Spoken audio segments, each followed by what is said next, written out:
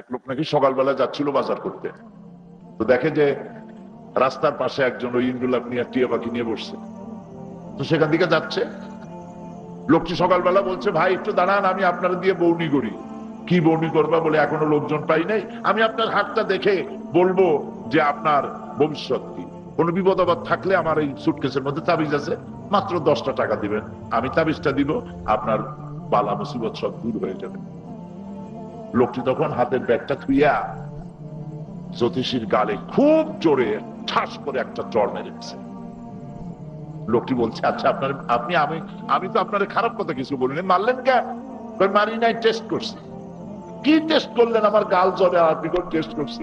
না, সামান্য টেস্ট করলাম। কি টেস্ট করলাম? এই তুমি আমার ভবিষ্যতে বিপদ আছে কিনা, থাকলে পরে তোমার সুটকেসে অনেক তাবিজ, ওইগুলো দিয়ে আমার বিপদ দূর করে দিবা। বাবাজি, সকালবেলা যখন তুমি বাইর হয়েছিল সুটকেসটা নিয়ে, তখন তুমি তোমার নিজের হাত দেখো নাই যে 10টার সময় একটা থাপ্পড় খাবা? এতগুলো তাবিজে ফিরাইতে পারলো না কেন? বোঝা গেল মানুষ অতীত ভুলে যায়, ভবিষ্যৎ জানে না, আর বর্তমান সম্পর্কে সিদ্ধান্ত নিতে গিয়ে ভুল করে। বর্তমান সিদ্ধান্ত সঠিক হয় না। এই জ্ঞান নিয়ে যে সংবিধান তৈরি হয়, সেই সংবিধান তো পরিবর্তন করা লাগবে। কিন্তু কোরআন যে সংবিধান, কোরআন সংবিধান আল্লাহ পাকের পক্ষ থেকে এসেছে গোটা বিশ্ববাসীর জন্য।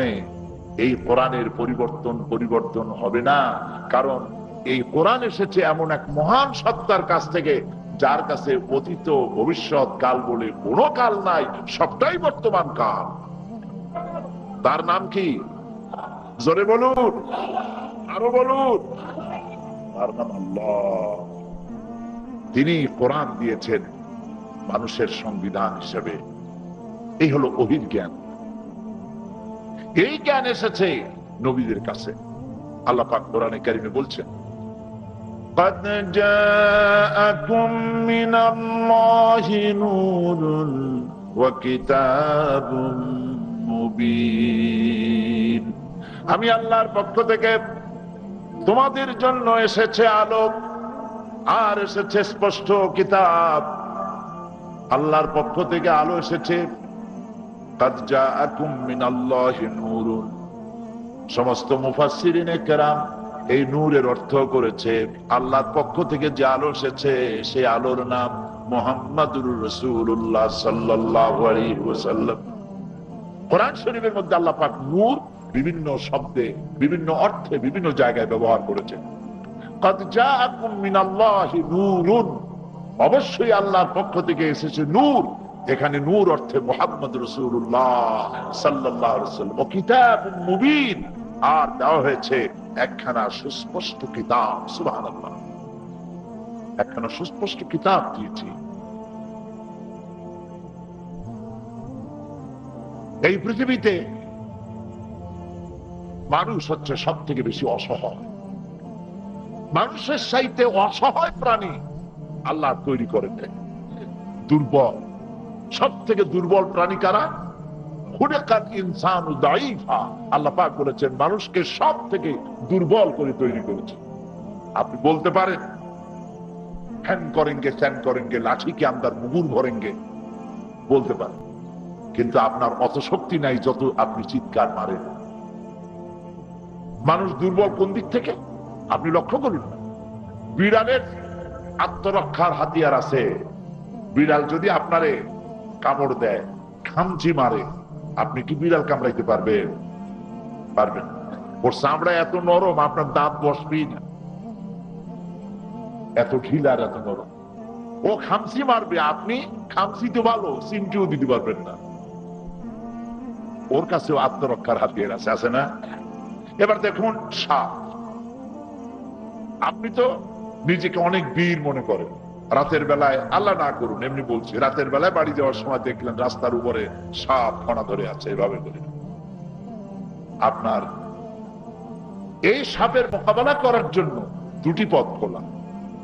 লাঠি থাকলে পিটাবেন, আর যদি লাঠি টাঠি কিছু হাতে না থাকে, অ্যাবাউটটা ডবল মার্স। আর কোন উপায় আছে? তাহলে সাপের কাছেও হাতিয়ার আছে, আপনার কাছে হাতিয়ার নাই। বাঘের কাছে হাতিয়ার আছে। বাঘ সিংহ বাদ দিলাম, ভিমরুল বল্লা। এই মাহফিলের মধ্যে যদি এখন এক ঝাঁক মৌমাছি ছেড়ে দেওয়া হয়, 20-50টা বল্লা ভিমরুল যদি সমানে হুলফুল হইতে আরম্ভ করে, বিপুল বিক্রমে বীরের ন্যায় মহাবীর দুর্বল সিংহের মতো সব পালাবে মাহফিল থেকে। ভিমরুলের মতো ছোট্ট একটি প্রাণীর আত্মরক্ষার যে হাতিয়ার আছে, আপনার 5 ফিট 6 ফিট লম্বা শরীর, বিরাট হাত, চোখ, নাক, মুখ, বল্লার সাথে মোকাবেলা করার মতো আপনার কাছে কিছু নাই। কুত্তায় কামড়াইলে আপনি পাল্টা কামড় দিতে পারবেন না, ঠিক কিনা? এই মানুষ দেখা গেল দুর্বল, ঠিক কিনা? দুর্বল, এত দুর্বল যে মানুষ তার চোখ দিয়েও কিছু দেখে না। আপনারা বলবেন যে এইটা আবার কি কইলেন, চোখ দিয়ে দেখে না তো আমরা কি ভেলকি দেখি? না, ভেলকি দেখেন না, দেখেন ঠিক, তবে চোখ দিয়ে আপনারা দেখতে হলে আলোর সাহায্য ছাড়া আপনারা দেখতে পারেন না। আপনারা মানে আমি কাছ থেকে বার্তা নই, আমিও আপনাদের সাথে। আলো না হলে আমরা দেখতে পারি না। আলোগুলি টপ করে নিবে যাক, দেখবো না। এমনকি অমাবস্যার ঘোর অন্ধকার রজনীতে মানুষ তার নিজেকেও নিজে দেখে না। একথা মিথ্যা না ঠিক? তাহলে এই অবস্থা কি বিড়ালের, অথবা এই অবস্থা কি কুকুর, শুকর অথবা অন্য প্রাণীদের হয়? না। আপনার বাড়ির বিড়াল কোনদিন আপনার বাড়িতে গিয়ে বাড়ির বেগম সাহেবাকে বলবে না, বেগম সাহেবা আমি আপনার বাড়ির বিড়াল, কই মাছ ভাজা রাখছেন কোথায়, টর্চ লাইটটা দেন একটু, আমি মুখস্থ করাই দেব। আপনি তেলাওয়াত করতে পারবেন, আপনি মানুষকে বুঝাইতে পারবেন, আমি তৌফিক আপনারা দিয়ে দেব। সুবহানাল্লাহ। একখানা মাত্র কিতাব, একখানা কিতাব। আজকে আল কোরআন একাডেমি লন্ডন এর ডাইরেক্টর হাফেজ মনিরুদ্দিন আহমদ সাহেব সরল সহজ বাংলা ভাষায় কোরআন শরীফের অনুবাদ প্রকল্প উদ্বোধন করেছেন ওসমানী স্মৃতি মিলনায়তনে। বাংলাদেশের মহামান্য প্রেসিডেন্ট এখানে প্রধান অতিথি ছিলেন। আমি সেই আমার আলোচনায় বললাম সেখানে যে কোরআন আল্লাহ রাব্বুল আলামিন মানব গোষ্ঠীর জন্য নাজিল করেছিলেন, সেই কোরআনের সাথে সম্পর্ক ঘনিষ্ঠ হওয়ার কারণেই নবী করিম সাল্লাল্লাহু আলাইহি ওয়াসাল্লাম কোরআন দিয়েই একটি সমাজ বিপ্লব করেছিলেন। আর আজ পৃথিবীর ভিতরে আমরা যে নির্যাতিত হচ্ছি, নিপীড়িত হচ্ছি, পৃথিবীতে সব থেকে মার খাওয়া, পোড় খাওয়া, নির্যাতিত, হোমলেস, স্টেটলেস মানুষ এই মুসলমানেরা, এই কারণে যে কোরআনের সাথে আমরা আমাদের সম্পর্ককে ছিন্ন করেছি, ঠিক কিনা? কোরআনের সাথে আমাদের সম্পর্ক কি, কতটুকুন সম্পর্ক বলেন? কোরআনের সাথে সম্পর্ক রমজান মাসে পাল্লা দিয়ে খতম করি, কে কতম কয় খতম করতে পারে? কোরআনের সাথে সম্পর্ক হলো মাঝে মধ্যে চুমা খাওয়া, মাথায় লাগানো, বুকে লাগানো। কোরআনের সাথে সম্পর্ক তাবিজের মধ্যে দিয়ে, তদবিরের মধ্য দিয়ে, ঝাড় ফুকের মধ্য দিয়ে। আল্লাহ পাক কোরআন কি এই জন্য নাজিল করেছিলেন? কোরআনের সাথে সম্পর্ক মেয়ে বিয়ে দিয়ে, ভেলভেটের কাপড় দিয়ে কোরআন সুন্দর করে সাজিয়ে পালকির মধ্যে অথবা গাড়ির মধ্যে ঢুকিয়ে দেওয়া হলো। প্রশ্ন করা হলো, কোরআন শরীফ তো দিলেন মেয়ের সাথে, কোরআন কি মেয়ে পড়তে জানে? কয় না, কোরআন পড়তে জানে না সেটা ভিন্ন কথা, কোরআন শরীফ ঘরের মধ্যে রেখে দিলে যে ভূত তো আর আসবে না। এর দ্বারা বোঝা গেল কোরআন নাজিল করেছেন আল্লাহ পাক এই জন্য, হে নবী একখানা কোরআন দিলাম, দুনিয়ার জেন আর ভূত আপনি তাড়াই দিবেন কোরআন দিয়ে। ইন্না লিল্লাহি ওয়া ইন্না ইলাইহি রাজিউন। হায়রে কপাল পোড়া জাতি। বিশ্বকবি আল্লামা ইকবাল রাহমাতুল্লাহ আলাইহি খুব সুন্দর করে দুঃখ করে বলেছেন, ও জামানা মে মুআজ্জাজ থে মুসলমান হোকর, ও জামানা মে মুআজ্জাজ থি মুসলমান হোকর, और तुम खार बने हो तारिके कुरान होकर। সে যুগের মুসলমানেরা কোরআনকে সম্মান করে, কোরআনকে মাথায় রেখে, কোরআনের আইনকে অনুসরণ করে পৃথিবীতে মর্যাদা পেয়েছিল। আর আজ যদি তোমরা হেয় প্রতিপন্ন হও, লাঞ্ছিত হয়ে থাকো, প্যালেস্টাইনে যদি মার খাও, কাশ্মীরে যদি মার খাও, আফগানে যদি মার খাও, পৃথিবীতে যত জায়গায় লাঞ্ছিত আর নির্যাতিত হতেছ, তার কারণ হলো কোরআন থেকে সম্পর্ক যত দূরে গেছে, যত তফাৎ হয়েছে, আল্লাহর রহমত থেকে তত দূরে মুসলমান চলে গেছে। আল্লাহ পাক আমাদের দাড়ি আর টুপি দেখে আমাদের প্রতি রহম করবেন না। তার অর্থ কি? দাড়ি আর টুপি অকারণ না, শুধুমাত্র দাড়ি টুপি আর জামা আর ৫ ওয়াক্ত নামাজ মসজিদে, এইটুকুন দেখলেই আল্লাহ পাক আমাদের প্রতি রহম করবেন না। দাড়ি টুপি পরি যে নবীর অনুকরণ করে, সেই নবী যে জিনিস রেখে গেছেন, তারাক্তু ফীকুম আমরাইন, দুটি জিনিস রেখে গেলাম, কিতাবুল্লাহ, আল্লাহর কিতাব, আর আমার সুন্নাহ। আঁকড়ায় ধরো, নারীর দাঁত দিয়া মজবুত করে ধরো, পৃথিবীতে তোমরা ধ্বংস হবে না। আসল নেতা হলো আল্লাহ যারে বলেছেন নূর, যার নাম মুহাম্মদুর রাসূলুল্লাহ সাল্লাল্লাহু আলাইহি ওয়াসাল্লাম। সুবহানাল্লাহ বলবেন না? কেমন নেতা, কেমন মানুষ তিনি পাঠিয়েছেন, মুহাম্মদ সাল্লাল্লাহু আলাইহি ওয়াসাল্লাম। ফাইনা তাযহাবুন, ও মুসলমান কই যাও, কোথায় দৌড়াও? বিশ্বনবীকে চেনো আর কোরআন চেনো। দুইটা জিনিস বুঝতে পারলে, চিনতে পারলে কপাল খুলে যাবে। সুবহানাল্লাহ বলুন। দুটি জিনিস পড়ুন, দুটি জিনিসকে জানুন, আল্লাহর কোরআন আর নবী মুহাম্মদ রাসূলুল্লাহ সাল্লাল্লাহু আলাইহি ওয়াসাল্লাম। ঠিক হয়ে যাবে। মাইকের আওয়াজ কোথাও অসুবিধা হচ্ছে, সে জায়গা ঠিক করে ফেলুন তাড়াতাড়ি, ঠিক হয়ে যাবে। বলেন ইনশাআল্লাহ। যে আওয়াজ হচ্ছে, আওয়াজ তো শোনারই কথা। আপনারা চুপ থাকুন, শুনতেই পারবেন ইনশাআল্লাহ। বলেন, শুনতেই পারবেন। গতকাল আমি কাদিয়ানীদের সম্পর্কে কথা বলছিলাম, মনে আছে আপনাদের? কাদিয়ানীরা যে কাফের, এই ব্যাপারে কি কোনো আলেমের দ্বিমত আছে? যদি সাহস থাকে একজন আলেম দাঁড়ান পৃথিবীর কোন আক্রান্ত থেকে যে কাদিয়ানীরা মুসলমান, দাঁড়াক তো দেখি কোন আলেম দাঁড়ায়। ইসলাম বোঝে কারা? আলেমরা না ধর্মনিরপেক্ষবাদের নেতা নেত্রীরা? কারা বোঝে বলেন? কাদিয়ানীরা যে অমুসলিম, এতে তো কোনো সন্দেহ নাই, এরা কাফের।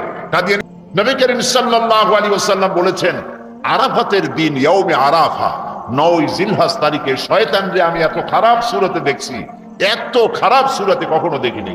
শয়তান তো এমনি শয়তানের মতো, আরো বৎসরাত হয়ে যায় আরাফাতের ময়দানে। কেন? এই জন্য আল্লাহ তাআলা এই যে লক্ষ লক্ষ মানুষ সবাইকে মাফ করে দেবে, তাহলে এই শয়তান হয়ে লাভ রইল। এটা হলো তার মনের কষ্ট। প্রিয় ভাই সব, শয়তানের ওয়াসওয়াসা থেকে আমাদেরকে কেউ পানাহ দিতে পারবেন না। কে পারবেন? আল্লাহ রাব্বুল আলামিন কোরআনে কারীমের মধ্যে বলেছেন, যখন তোমরা তেলাওয়াত করবে তখনই শয়তানের ওয়াসওয়াসা থেকে পানাহ চেয়ে নিও, তাহলে শয়তান তোমাদেরকে মিসগাইড করতে পারবে না। আমার সাথে পড়েন, আউযু বিল্লাহি মিনাশ শাইতানির রাজীম, বিসমিল্লাহির রহমানির রহিম। বিতাড়িত মরদুদ শয়তানের ওয়াসওয়াসা থেকে আল্লাহ তোমার কাছে পানাহ চাই। বলেন আমিন। আমাদেরকে আশ্রয় দাও, আমিন। আর পরম করুণাময় আল্লাহর নামে শুরু করছি। الله اشترى من المؤمنين أنفسهم وأموالهم بأن لهم الجنة يقاتلون في سبيل الله فيقتلون ويقتلون وعدا عليه حقا في التوراة والإنجيل والقرآن ومن أوفى بعهده من الله فاستبشروا ببيعكم الذي بايعتم به وذلك هو الفوز العظيم صدق الله العظيم। আল্লাহ তাআলা বলছেন, নিশ্চয়ই আল্লাহ তাআলা মুমিনদের জান এবং মাল জান্নাতের বিনিময়ে খরিদ করে নিয়েছেন। তারা মারে, তারা আল্লাহর রাস্তায় মারে এবং মরে। ওয়াদান হক ওয়াদান আলাইহি হাক্কান ফিত তাওরাত ওয়াল ইনজিল ওয়াল কুরআন। আল্লাহ তাআলা মুমিনদের জান মাল এর বিনিময়ে তাদেরকে যে জান্নাত দিবেন, এই ওয়াদা আল্লাহ তাআলা ইতিপূর্বে তাওরাতে করেছেন, ইনজিলে করেছেন, কোরআনেও করলেন। ওয়ামান আওফা বিআহদি মিনাল্লাহ, আর আল্লাহর চাইতে ওয়াদা পূরণকারী কে হতে পারে? ফাস্তাবশিরু বিবাইকুমুল্লাযী বায়াতুম বিহি। সুতরাং আল্লাহর সাথে যে কেনা বেচার চুক্তিটা করতে পারছো, এই জন্য আনন্দ করো। ওয়াদালিকা হুয়াল ফাউজুল আযীম, আর এটাই হচ্ছে বড় রকমের সাফল্য। সুবহানাল্লাহ। এটি হচ্ছে আয়াতের শাব্দিক তরজমা। এবার একটু শানে নজরুল শুনে নিলে সুবিধা হবে। তাবুকের যুদ্ধের প্রস্তুতি চলছে। নবী করিম সাল্লাল্লাহু আলাইহি ওয়াসাল্লাম তাবুকের যুদ্ধের প্রস্তুতি গ্রহণ করলেন। কিছু সংখ্যক সাহাবীরা তারা গরমের বলল যে এবার খুব গরম পড়েছে, ফসল পেকেছে, ছেলে মেয়ে বিয়ে দিতে হবে, নানা ধরনের তারা অজুহাত খাড়া করলো। অর্থাৎ তারা আল্লাহর প্রতি ঈমান এনেছে, আল্লাহর উপরে ঈমান এনেছে, এই কথাই তো যথেষ্ট নয়। জান মাল আল্লাহর রাস্তায় বিলীন করে দিতে হবে। কিন্তু যখন পরীক্ষা আসলো, পরীক্ষায় তারা গাফলাতির কারণে, শয়তানের ওয়াসওয়াসার কারণে কিছু সংখ্যক লোক পরীক্ষায় তারা ফেল করলেন, তারা যেতে পারলেন না। অর্থাৎ বেচা কিনার শর্তকে তারা পূরণ করতে পারলেন না।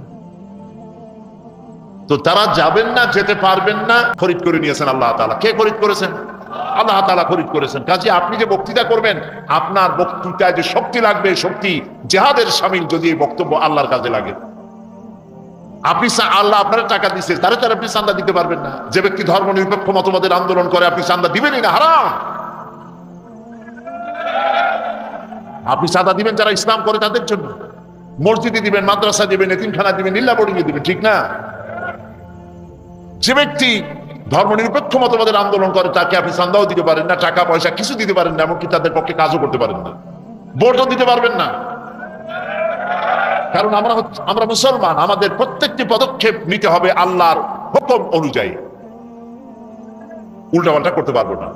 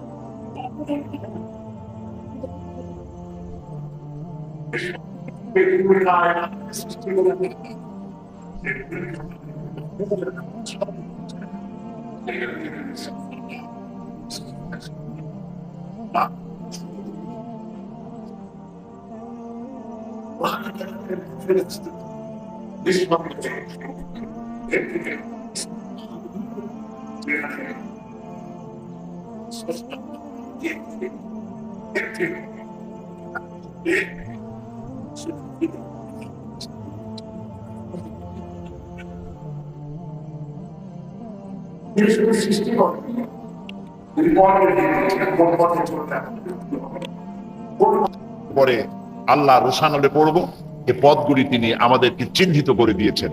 এটা তিনি মানব গোষ্ঠীর প্রতি এহসান করেছেন। তিনি যদি বলে না দিতেন আমরা বুঝতাম না, এমনকি তাকে কিভাবে ডাকবো, তার কাছে কিভাবে দোয়া করব, কেমনে চাইবো, প্রত্যেকটি বিষয় তিনি কোরআনে কারীমের মাধ্যমে এবং নবী করিম সাল্লাল্লাহু আলাইহি ওয়াসাল্লামের মাধ্যমে আমাদেরকে পরিজ্ঞাত করেছেন, আমাদেরকে জানিয়ে দিয়েছেন। আলহামদুলিল্লাহ, একটি জিনিসও বাদ নাই যে আমাদেরকে তিনি বলে দেননি, সব বলে দিয়েছেন।